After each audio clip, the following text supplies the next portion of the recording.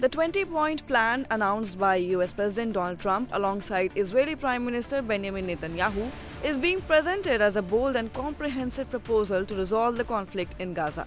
The proposal includes several key components like the complete disarmament of Hamas, the full release of Israeli hostages, and the return of governance in Gaza to the Palestinian Authority.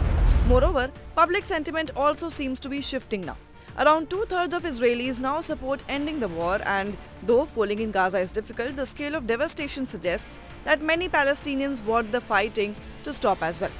This shared exhaustion may offer a rare opportunity to push for a ceasefire and reconstruction. But a number of unresolved issues cast doubt on the plan's viability. The first major challenge is the absence of trust between the two sides. Previous ceasefire agreements have collapsed quickly, most recently when Israel resumed military operations after accusing Hamas of not releasing hostages. The plan's vague language increases the likelihood that both parties could accuse each other of violations. Secondly, there is asymmetry in the agreement.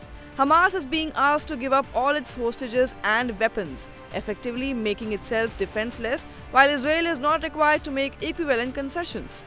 Furthermore, Hamas was excluded from the negotiation process and is now being presented with a take-it-or-leave-it ultimatum.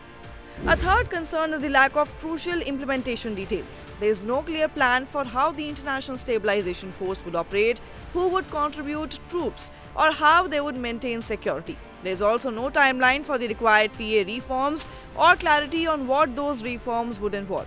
The structure and legitimacy of the Board of Peace also raises questions, particularly regarding its authority and acceptance by both Israeli and Palestinian parties.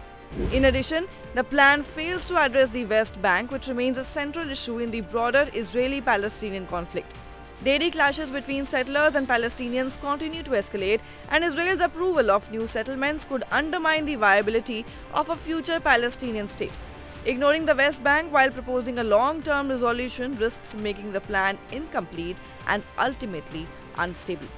Finally, internal political dynamics in Israel could block the plan entirely.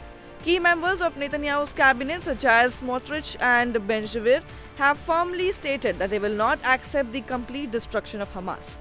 Now, while the plan calls for Hamas's disarmament and political sidelining, its ideology and some of its fighters would remain, making it difficult for hardliners to support the plan. And in that matter, Netanyahu's ability to deliver internal political support for compromise remains questionable. Therefore, overall, the Trump-Netanyahu 20-point plan represents a potentially transformative opportunity to end the Gaza conflict. However, without concrete mechanisms and sustained international enforcement, the plan's chances remain uncertain. What are your thoughts? Do comment and let us know. Till then, keep watching India TV.